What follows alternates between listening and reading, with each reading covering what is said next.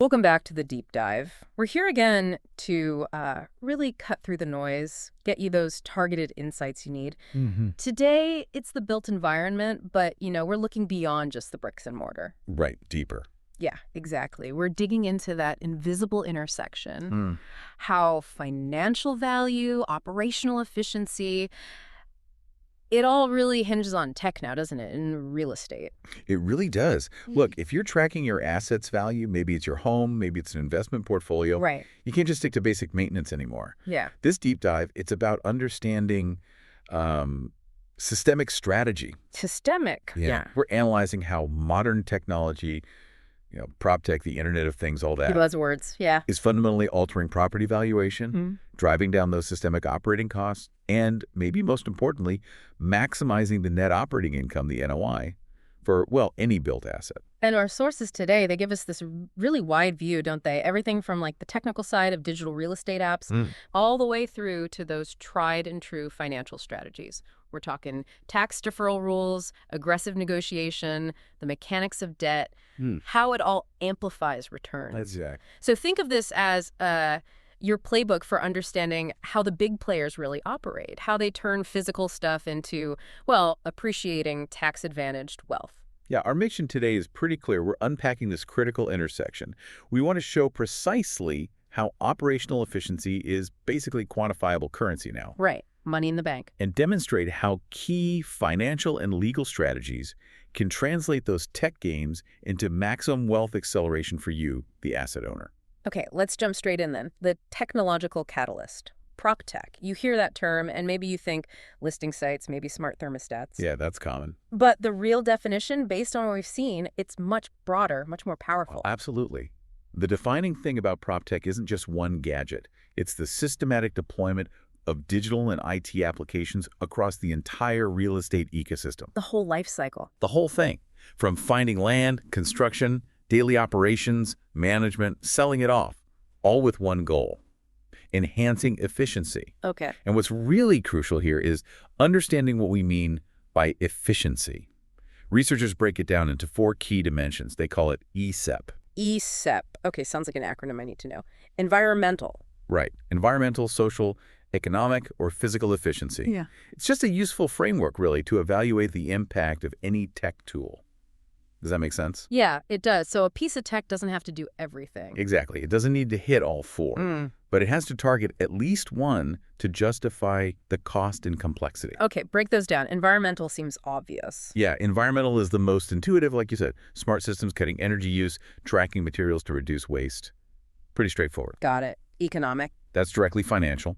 Reducing labor costs, speeding up how fast deals close, automating valuation, which we'll definitely get into more detail on. Okay. That leaves social and physical. Social efficiency in real estate. What does that look like with tech? Well, social efficiency is all about the human experience inside the building. Ah, okay. So maybe better communication platforms for tenants, using tech to optimize how space is used for employee well-being, making places more accessible. It's about making the user experience better. Which ultimately helps the bottom line, right? Better retention, less vacancy. Precisely. That ties directly back to an economic benefit. And physical efficiency sounds like engineering. It is, but tech-enabled.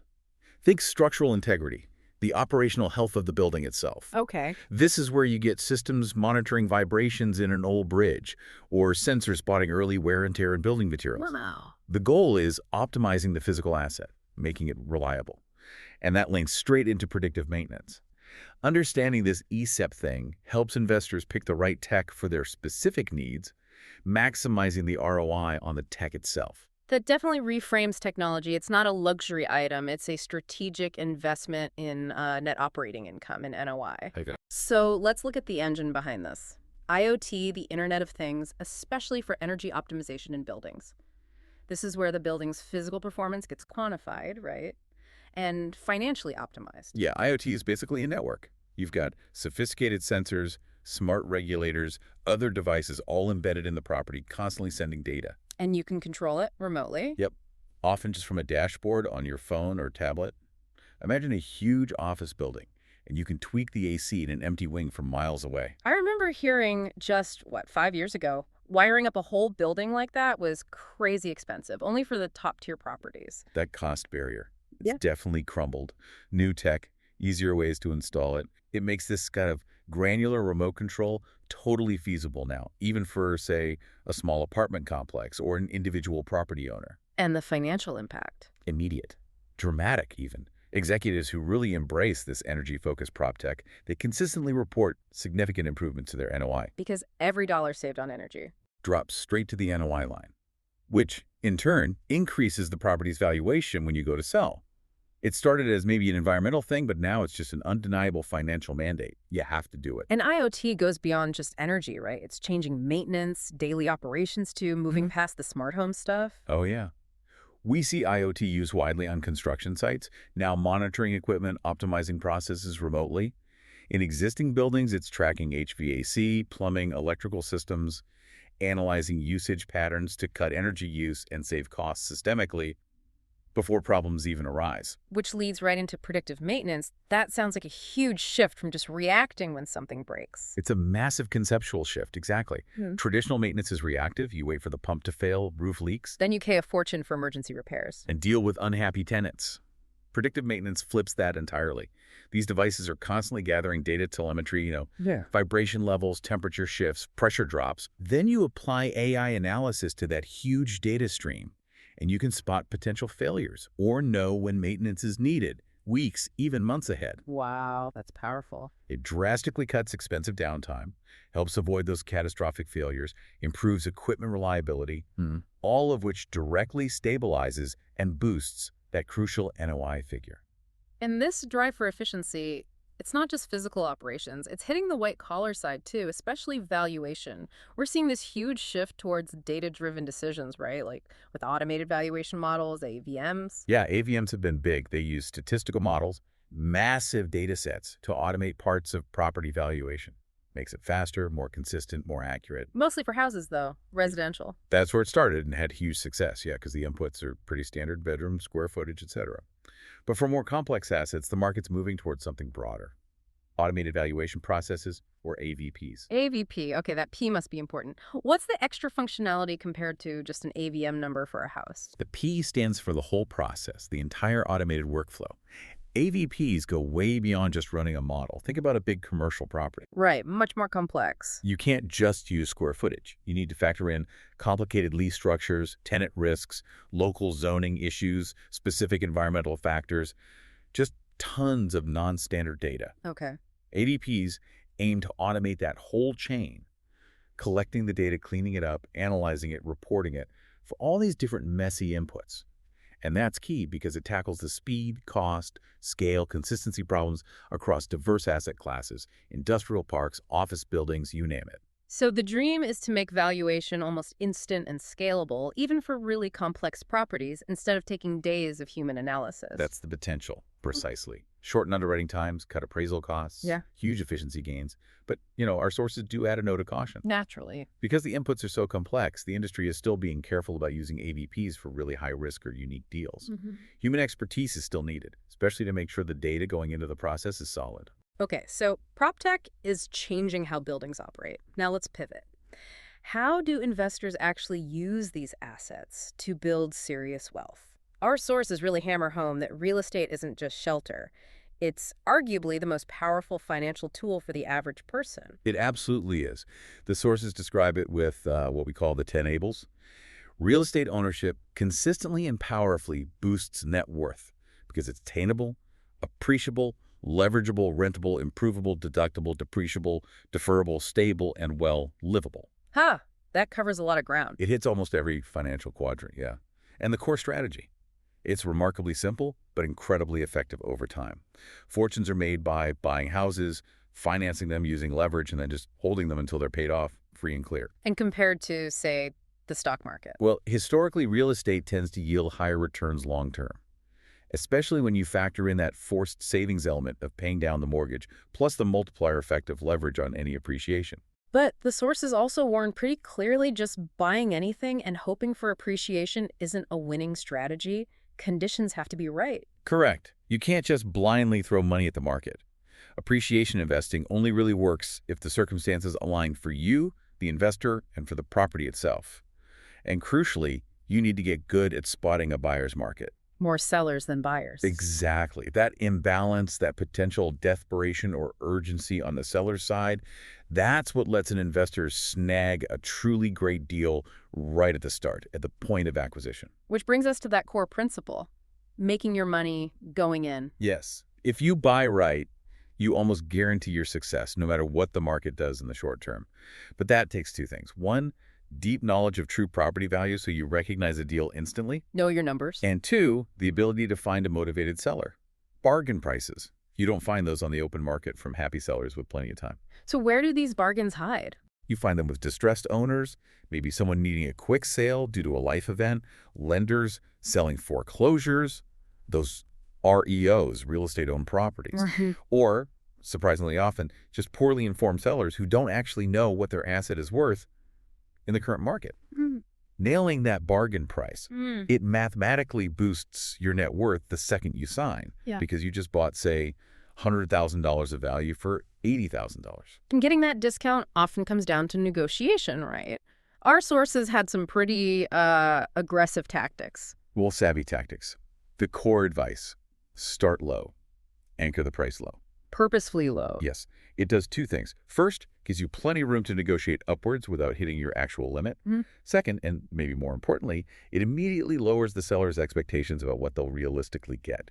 You've reset the starting point way down here. But isn't there a risk starting too low, insulting them, killing the deal? There's always a risk, sure. Yeah. But the smart investor frames that low offer not as an insult, but as, look, this is what my financial model requires for this asset to work for me. Makes it objective. Exactly. And as you negotiate, maybe give a little, the final key is making the seller feel like they won. Assure them they fought hard, they didn't give up more than they had to. Protect their ego while you secure the equity. And there is that great warning story about impatience in negotiation. Oh, painful, but necessary. Never, ever bid against yourself. The source told that story about the auction bidder. Bidding stalled, nobody else moving. And he just upped his own bid. Yeah, out of excitement, anxiety, who knows. Raised his own price from $65,000 to $70,000. Paid an extra $5,000 just because he couldn't stand the silence. That lack of discipline, extremely expensive, especially in big deals. Wow. Okay, switching gears slightly. When you're selling or pitching something, the advice was to always hint at the plan. What's that about? It's about framing. By presenting your offer as part of a coherent, logical plan like, look, this timeshare only makes sense if it's structured this way, or this renovation plan follows these specific steps for maximum value. You give them a reason why. You give them hope, and you give them a rational framework they can use to justify the decision to themselves, maybe to their spouse or partners. You're selling the future outcome, not just the thing itself. Okay, let's get into financing. That's how appreciation turns into leveraged wealth. Investors need to grasp key metrics like loan-to-value, LTV, and loan-to-cost, LTC. These are fundamental. LTV is your loan amount versus the property's current market value. LTC is the loan amount versus the total project cost acquisition, plus all the rehab, fees, everything. Why the distinction? LTC seems more relevant for, say, a fix and flip. Exactly. Sponsors use LTC to show investors the debt level makes sense relative to the entire capital needed to get the asset stabilized and performing. And LTV isn't static, right? Investors need to watch how it changes over time. Absolutely crucial. You look at LTV at acquisition, sure. But the magic of leverage in real estate is how LTV changes during the hold period. The property value hopefully goes up. Market forces, improvements. Right. And at the same time, your loan balance goes down as you pay principal. So that LTV ratio keeps dropping. Maybe you start at 75% LTV. 5 years later, you could be at 55%. That's a much stronger equity position. The sources also mentioned fee structures, transactional versus oversight fees. What's the key takeaway there? Transactional fees are for specific events, buying, selling. Oversight fees are ongoing management, admin work during the hold. The interesting insight is how profit splits affect the sponsor's motivation. How so? If the sponsor and investor split profits, say 50-50, and the fees are charged to the deal, meaning paid by the partnership, before profits are split. Ah, okay. Then the sponsor is effectively paying half of their own fees out of their eventual profit share. It helps align interests, make sure the sponsor is incentivized to keep fees reasonable and perform well. Right. Once you buy that rental property, you're not just an owner, you're running a small business. Pretty much, yeah. And success depends on managing costs meticulously. Our sources gave a kind of standard expense breakdown for rentals. Yeah, it's a helpful model for budgeting beyond just the mortgage payment. You see estimates like Utilities, vacancy budgeted around 10%. Repairs, also maybe 10%. CapEx, those big ticket items like roofs, HVAC, maybe 5%. And then management fees around 11%. Looking at those numbers, that 10% for vacancy jumps out. Minimizing turnover must be huge. It's critical. Vacancy can be one of the absolute most expensive things for a landlord. You lose the rent income, plus you have costs for cleaning, marketing, screening new tenants. It adds up fast. And the timing of that turnover matters too. Immensely. A really simple but vital strategy. Structure your leases so they don't expire in the dead of winter. Because nobody wants to move then. Statistically, fewer people move in the cold, dark months. It's the worst time to find a good tenant quickly. Shifting a lease term by just a month or two could save you thousands in lost rent. Smart. Okay, last point on this. Managing tenants long-term through rent pricing. Right. This ties into managing costs and keeping good tenants. The worst thing you could do is let rents stay flat for, say, 5 years, then suddenly hit a great long-term tenant with a huge 20% jump. They'll probably leave. Almost guaranteed. The better strategy is small, regular annual increases, maybe 3% to 5% each year. It keeps pace with your own rising costs, makes the increase predictable and manageable for the tenant, and makes it much more likely you'll keep them long-term. Okay, so if prop tech is the accelerator and negotiation is the engine, then TAC strategy. That's like the sophisticated fuel injection system that really maximizes the power, right? That's a great analogy. This is where serious, often generational wealth is built. Our sources are really clear on this. What's the main point? They state it pretty bluntly. The wealthy are wealthy, partly because they're more literate in finance, especially the tax code. They know the rules of the game. Exactly. And the tax code isn't neutral. It heavily favors real estate investors, depreciation, deferral, deductions.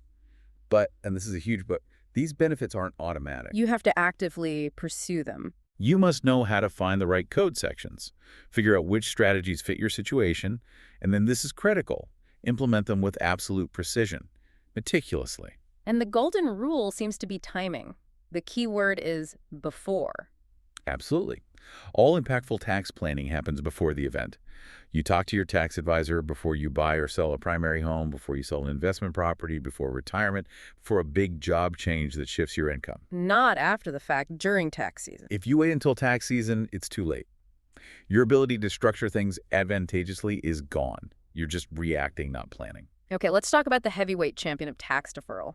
The 1031 exchange. This is that big loophole, right? Lets you defer capital gains taxes forever. Potentially, yes, forever. By continually rolling the gain from selling an old investment property into buying a new like-kind replacement property, Right. the power here is reinvesting the gross profit, including the chunk that would have gone straight to the IRS in taxes. That's what fuels exponential growth. But you said meticulous. It sounds like there are traps. Oh, it's a minefield if you're not careful. The 1031 is what's called a form-driven code section. That means you follow the rules exactly or the whole thing blows up. There are 6 main rules, non-negotiable. Okay, what are the big ones people absolutely cannot mess up? 2 time limits that cause a lot of stress. First, the 45-day identification period. From the day you close on selling your old property, you have exactly 45 calendar days, weekends count, holidays count to formally identify, in writing, up to 3 potential replacement properties. Miss it by 1 day, exchange fails. Wow, tight deadline. What's the second? The 180-day purchase deadline. You have to actually close on buying one of those identified replacement properties within 180 calendar days of selling the first one. Still tight.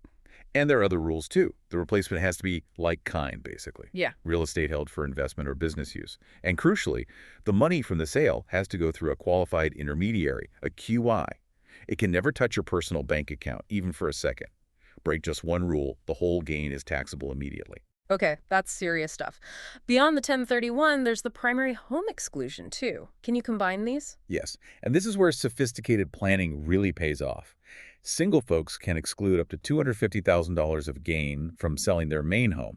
Married couples, up to $500,000. If you've lived there 2 out of the last 5 years. That's the main rule, yeah. Now, the strategy. You sell your primary home, take that tax-free exclusion first, put that cash in your pocket. Then, if there's still a taxable gain above that exclusion amount, which could happen in hot markets. Exactly. You can then potentially use a 1031 exchange to defer that remaining taxable gain by rolling it into a new investment property. It's a sequence. Exclusion first, then 1031 for the rest. Maximize tax-free cash, defer the rest. Very clever. Now, let's talk fix and flips versus that BRRR strategy. Buy, rehab, rent, refinance, repeat.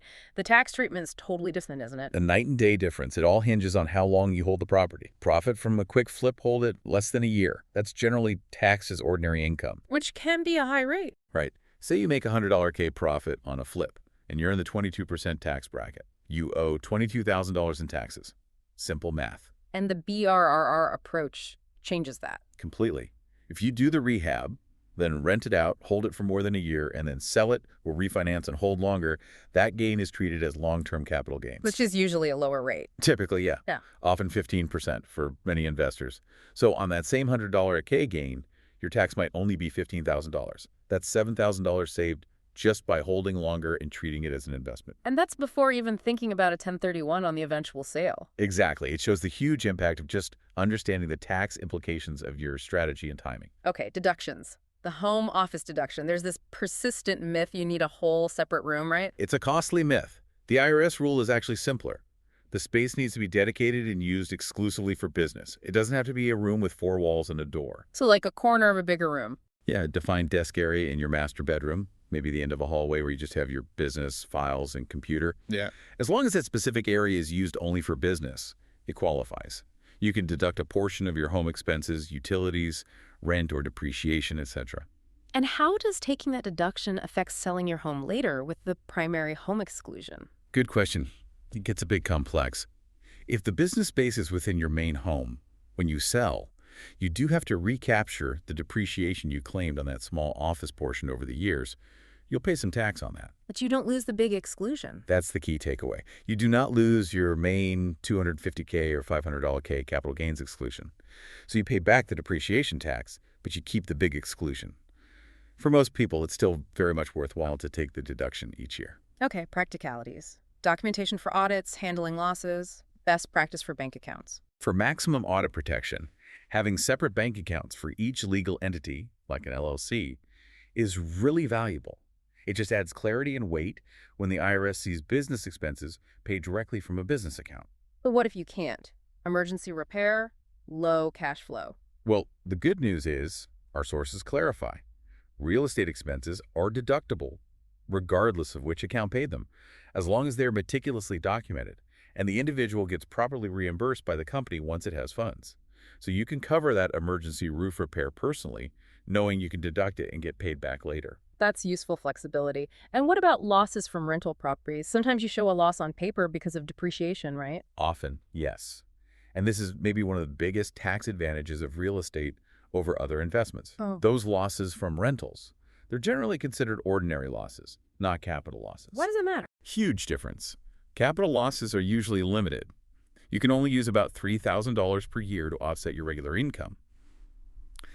But ordinary losses from rental properties, generally, there's no limit on how much you can use each year to offset your other ordinary income, like your salary or self-employment income. It can provide substantial, immediate tax relief. You know, to really appreciate all this prop tech, IoT, modern efficiency stuff, it kind of helps to look back, doesn't it? Put today's standards in historical context. Oh, definitely. Because being inside a home, historically, it wasn't always pleasant. Not at all. Go back a century or more, people often wanted to get out of their homes. It wasn't this cozy refuge always. It was often a place of hard, uncomfortable work. Ventilation, heating, lighting. Sources describe them as just atrocious. Cold in winter, hot in summer. Exactly. Heating was inefficient, patchy. Summers were stifling. Basic comfort was a real struggle. And the sources mentioned one really simple thing that made a huge difference, something we totally take for granted. Window screens. Seems so basic now, right? But they only became common in the late 1880s. And before that? Swarms of insects. Gnats, mosquitoes, flies, beetles. Just freely moving in and out of the house. Spreading disease, ruining sleep, making life miserable. One observer called the simple window screen the most humane contribution the 19th century made to the preservation of sanity and good temper. Wow. That really says something about the baseline level of comfort back then. Sanity and good temper. Tells you everything, yeah. And heating technology evolved too, which actually changed how houses were designed, especially in America. That's right. Central heating, specifically warm air furnaces, caught on earlier and more widely in the U.S. compared to, say, Britain. And the success of having reliable distributed heat, it directly correlated with the rise of the open floor plan. Ah, interesting connection. Yeah, became a hallmark of certain American styles like the shingle style. Because if you could heat a bigger continuous space efficiently. You didn't need all those small closed-off rooms anymore. The open plan lets space flow hall into parlor into dining room, often fewer hallways, fewer internal walls. Mumption driving force. Exactly. And the sources make this fascinating sociological point. The openness of American floor plans seemed to grow almost in sync with the nation's sense of confidence and optimism at the time. So technical efficiency wasn't just about saving fuel. It actually influenced how people interacted, how they used their space. Yeah, it shapes sociology, communication, the very feel of being inside the home. Hashtag tag outro. So we've covered a lot of ground today, from history to high tech. It really shows that property, whether it's your own home or a big portfolio, it acts like this powerful forced savings account. But getting the maximum value out of it now, it depends on all these layers of efficiency. From tiny sensors improving NOI, all the way up to complex legal strategies that mean you pay zero tax today. Efficiency isn't just nice to have anymore, is it? No, it's foundational. Foundational to real estate finance, driven by prop tech, and then amplified by sharp negotiation and really meticulous strategic tax planning. And if you look at that whole life cycle, we talked about the operational gains from IoT and AVPs, the long-term wealth building from things like the 1031 exchange.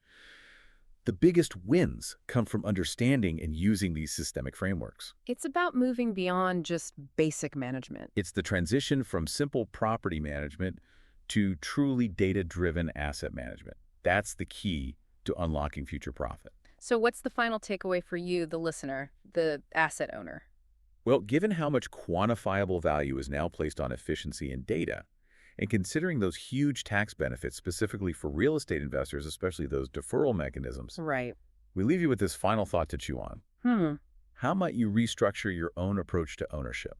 Whether it's your personal home or investments, how can you fully make that shift from just managing a liability or even a static asset to actively building and accelerating appreciating asset? Because the real gains aren't just in doing more deals. No.